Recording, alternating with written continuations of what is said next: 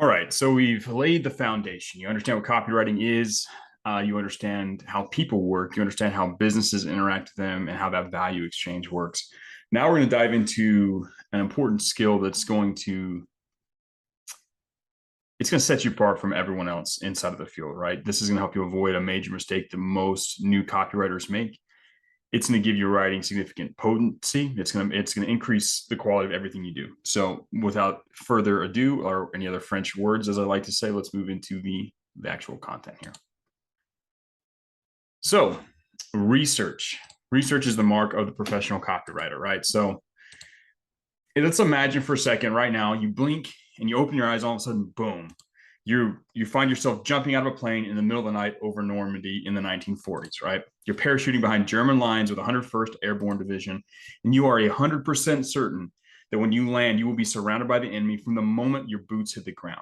Now, let's imagine as you're floating through the air, you're going to land, all of a sudden you realize that although you do have your trusty rifle with you, you have jumped out of that plane without a single round of ammunition, no bullets. How would you rate your chances of survival? You're gonna land on the ground, the Germans will start shooting, and how are you gonna return fire? How are you actually gonna be effective, right?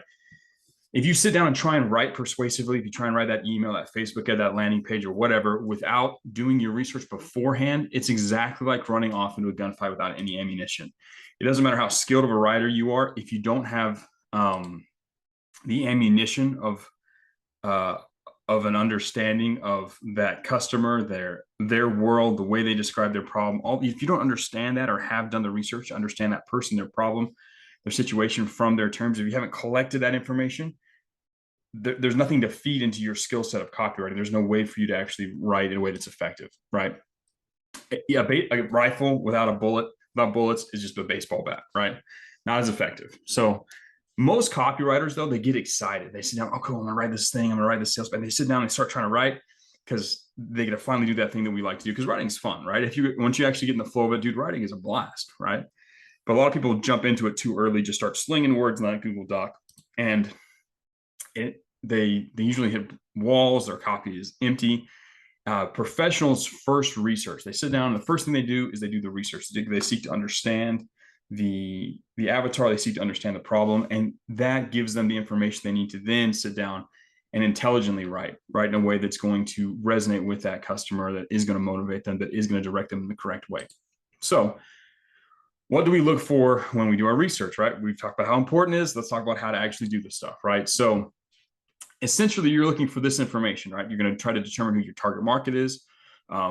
And you're going to try and determine who a good avatar would be for that. You're going to seek to understand their current state. You're going to try to seek to understand their dream state.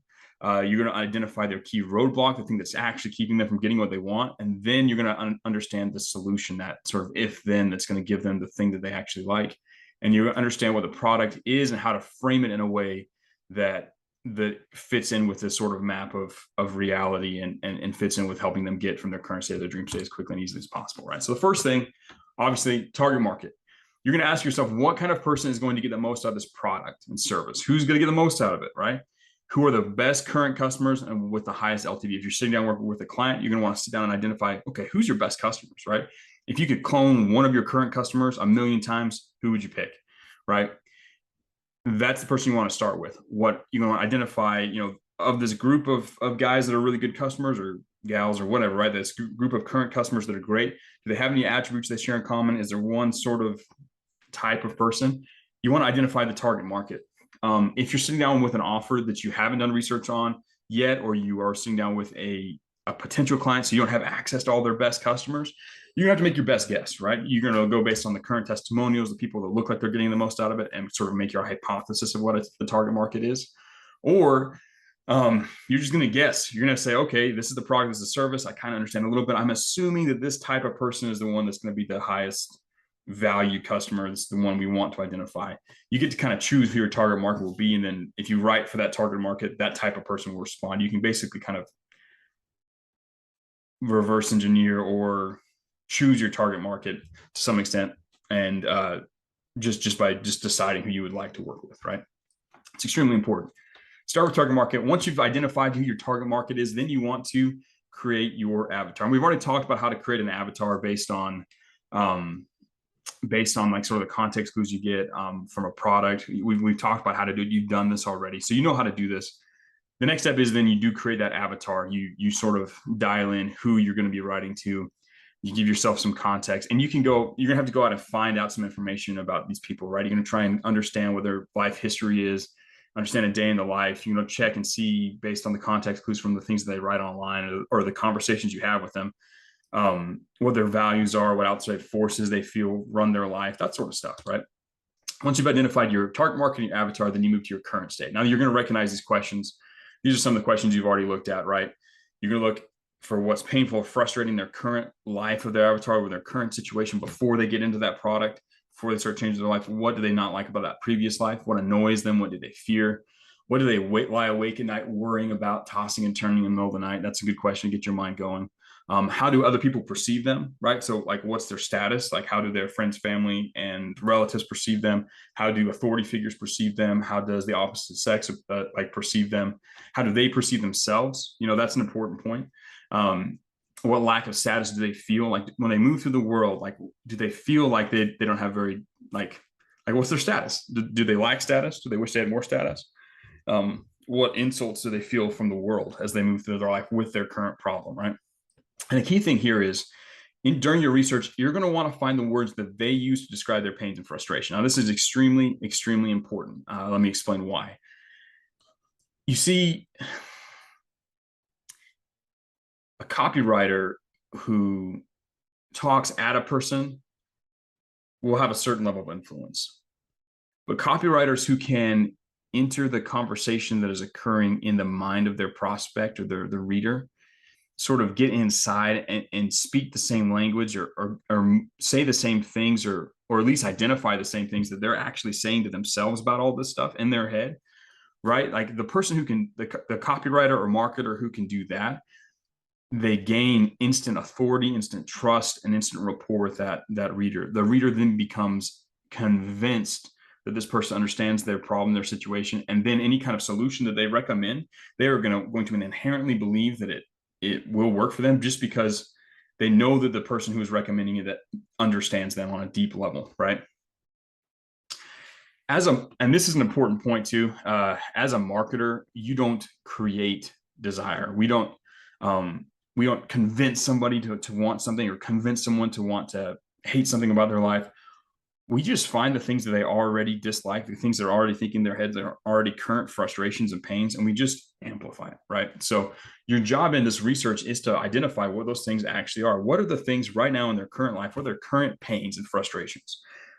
What do they not like? What are the things they dislike? And we're just going to find ways to amplify that. So you need to find the ways that they are talking about it right now so that you can use their language right back at them. You can enter that pain and that frustration as it exists in their brain, and then you can amplify it using some tools we'll talk about later. So once you've identified their current state, then you need to identify their dream state. What are the things they desire? If they could wave that magic wand of their life, fix everything, what would it look like? What enjoyable new experiences would they have? How would others perceive them in a positive light? How would their status change? How would they feel about themselves? How would the way they feel about themselves change, right? How does it change once, like what do they wish they felt like about themselves? If you can connect your product and solution to that thing, man, they'll be all over it. And they're more likely to achieve that feeling, right? And then you need to figure out what words they use right now to describe that dream outcome. Again, you want to enter that desire that already exists in their brain, the way they're already talking about it, and then amplify it, right? You're not trying to insert anything new in there. You're just trying to find something they already want and amplify it. Now, you might connect that with a new idea or concept and all that stuff, but you need to find what they already have in their brain. The dream state, that desire they already have, you want to find that so then you can amplify it and work with that. Because you can't put new things in their brain. You have to work with what they already have, right? You can't change the things they already want or the things they hate. You can't really change that. People are going to want what they want. They're going to hate what they hate. It's your job to step in and just work with that. That's like the ammunition you have to work with, right? So once you've identified the current state, their dream state, you need to identify their roadblocks. So you've got to ask yourself, what is keeping them from living their dream state today? What mistakes are they making that are keeping them from getting what they want in life? What part of the obstacles does that avatar not understand or even know about? Like, what are they running into that they don't even understand? What is one key roadblock that once fixed will allow them to move forward toward their dream outcome? Like, these are some questions you can ask yourself as you're reviewing the information you will be finding in your research. And we'll talk about where to find it and what to look for and stuff like that. But as you're reading what these people are saying, as you're identifying what these people are thinking, you want to take time to answer these questions, identify what that key roadblock is for them. Now, part of it is going to be like looking at what they're not talking about, right? When they're talking about current situations, talking about what they're blaming and all that stuff, you're going to see what they're not talking about. And this is where you are going to create a sort of a shift in their brain. You're going to introduce new beliefs or ideas, but it only can occur once you've worked with and tied into their current dreams and desires, right? That's why those are the first ones. This is the next part, is understanding that key roadblock. This might take some time, right? A lot of people can easily find the dream state and the current state. They can figure that stuff all out. It's pretty apparent. This one takes some advanced critical thinking and problem solving, right? As you are searching for this information, most people have the tendency to simplify or sort of skip over or just kind of go vague here on the understanding of the roadblock.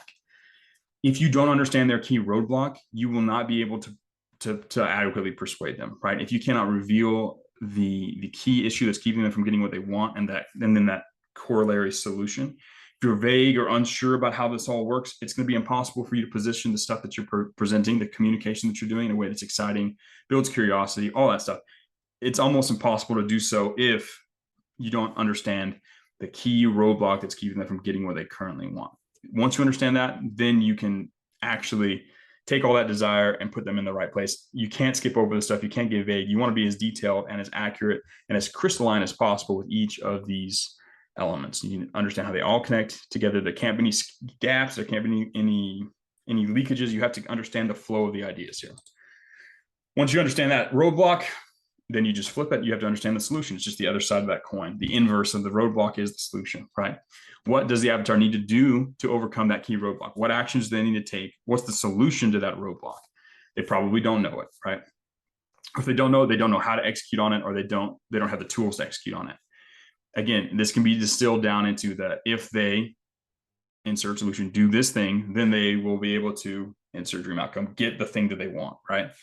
Once you've got that, you've again become crystal clear on that. That's a solid, real idea in your brain. Then you can move on to the product.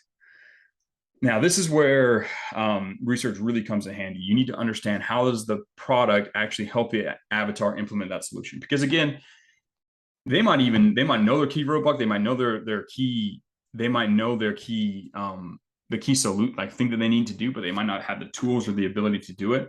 This is where you position the product as the thing that's going to help them take advantage of that solution finally, and make it easy, quick, risk-free, and fast to get the thing that they want. You know, how does this product help the reader increase their chances of success? How does it help the reader get the result faster? How does the product help them get the result with less effort or less sacrifice? What makes this product fun and exciting, right? Like that's an important part that a lot of people overlook. What makes this cool and fun and enjoyable, right?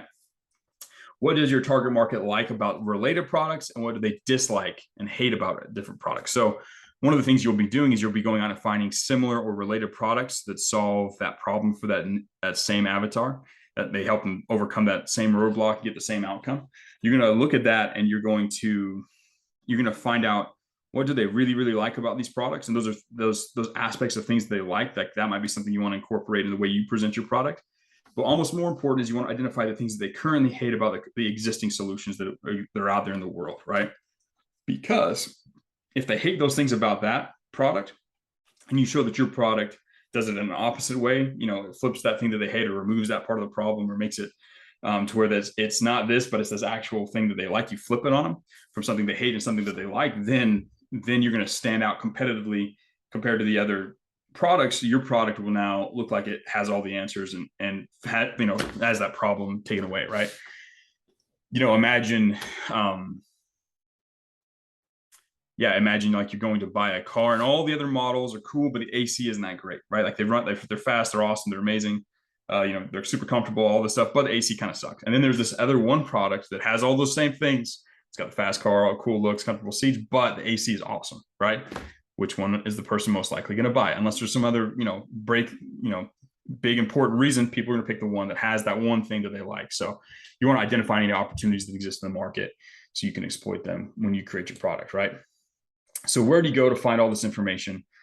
There's a lot of places. The best place is the client and their current customers, right? So typically when you're sitting down to work with a client, they at some point went through that same journey that their customers do. They usually Most businesses are solving a problem that they had before. So they're going to understand what it was like before this product existed. They're going to understand what they wanted. They're going to have all that information inside their own brain. And they've been working with clients and customers in the space for a long time. So you can ask them these questions and they can usually give you some good answers, right? What's even better than that is asking or identifying their current customers. Again, especially when you're trying to find the avatar, when you're trying to find the target market, if you can sit down, if you can set up a meeting with a business's best customer and talk with them about these things and record that meeting and take notes, my friend, that is a gold mine of information. You'll be able to speak directly. That's your avatar. And now you know your exact avatar language, you know, all of the stuff like that is the best, right? If you can't actually do a conversation, read their online testimonials. If they got video testimonials, that's great. If they just got written testimonials, that's cool too. That's the first place you go to look for this information, right? Then you go on social media, watch that company's YouTube videos, read the comments, look at the comments on, you know, their Instagram post, their TikTok, whatever, right? Just go read the comments, go read what people are saying and talking about, the videos that are related to this topic, you know, this roadblock, the solution, their frustrations. Go read that and see what they say. People overshare online. It's crazy, right? People will just go in, they'll share their deepest, darkest emotional experiences, things that they've gone through. You got to take advantage of it. One of my favorite places to go is Amazon.com reviews. So if you go and look for books, especially like it's a product that's like information or course or something like that, you go find a book that's supposed to help people get the same outcome that your product does, right? And then go read the 5-star reviews, see all the things that people like. Typically, people will overshare there. They'll talk about their transformation. They'll talk about what they're experiencing before. You get a ton of stuff. They'll talk about what they really, really like about the information that's presented, right? And then go look at the 1-star reviews. That's where people will tell you the things they disliked about that product. Again, that's extremely important.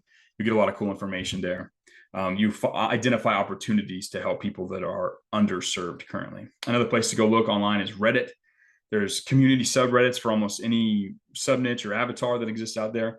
You can go and collect their language, their experience, get context about other aspects of things they're dealing with. It's a fantastic place to go and look to find pains and frustrations and find desires and find things that they tried in the past that haven't worked and things that do work, that kind of stuff. Quora is really good as well. It's a good platform to go find questions and answers surrounding that problem that the product solves about people trying to get that same outcome. It's extremely, extremely useful because you also see a lot of answers that people are giving. It's a gold mine of information. And then, of course, trusty Google, right? When in doubt, do a Google search, right?